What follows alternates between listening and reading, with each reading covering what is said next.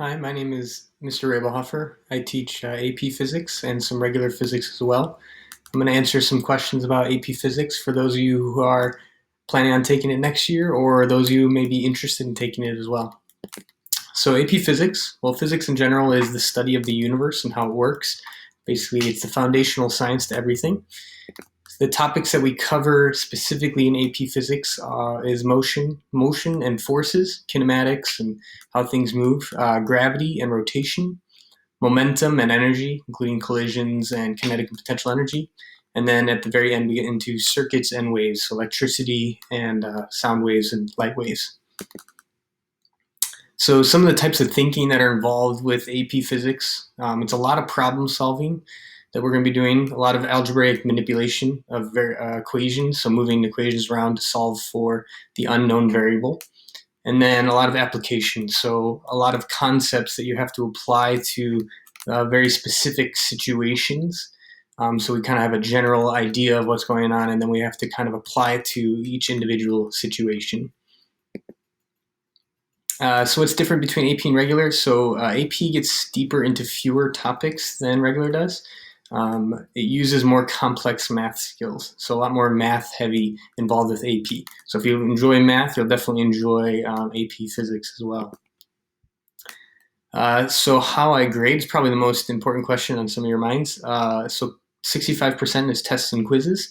25% is classwork and homework, which I'll talk more about homework a little bit later.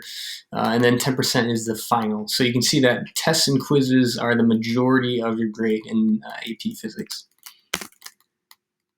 So what you should expect, homework is optional. So every piece of homework I give you is any pure homework that I give you is optional, so you don't have to actually complete it. But if you're looking to get a passing score on the AP exam, you're probably going to have to do that optional homework, or else I just don't think you'll get that passing score. AP Physics tends to be difficult for students. I consider it one of the most difficult classes you can take. So my grading is pretty easy, I think, but the concepts and the actual math and stuff tend to be pretty difficult. I try to do lots of labs and activities while we do this, so you get a hands-on understanding of what's going on, and not just that math and equations and stuff like that, but actually getting an idea of what those equations mean through labs. So I would say at least once a week we do lab or activity, maybe even twice a week. Because tests and quizzes are so important, passing tests and quizzes is really important. So you need to retake them if you want to get a good grade in class. If you don't do well on the first try, you must retake them in order to get a good grade in the class. And then finally, there is lots of math. So you should expect lots of math. Some prerequisite knowledge. So you're not required to have any previous classes or knowledge. Some schools even allow freshmen to take AP Physics 1. So it's the prerequisite knowledge doesn't need to be there. We can always go through that and learn it in class. But some things that are helpful to know before you're taking it is just basic algebra skills, trigonometry. So a lot of students don't know what trigonometry means, but they understand what SOHCAHTOA means.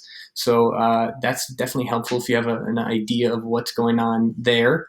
And then how to graph. But at this point, you should be juniors at least, maybe seniors, so you should have a good grasp of graphing from your previous science classes. And then units and converting units, a little bit less important, but could be very helpful to know.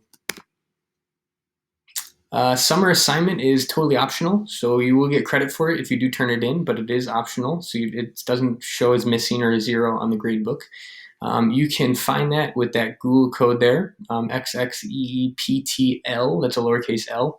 So if you just join that Google Classroom, the summer assignment is right there.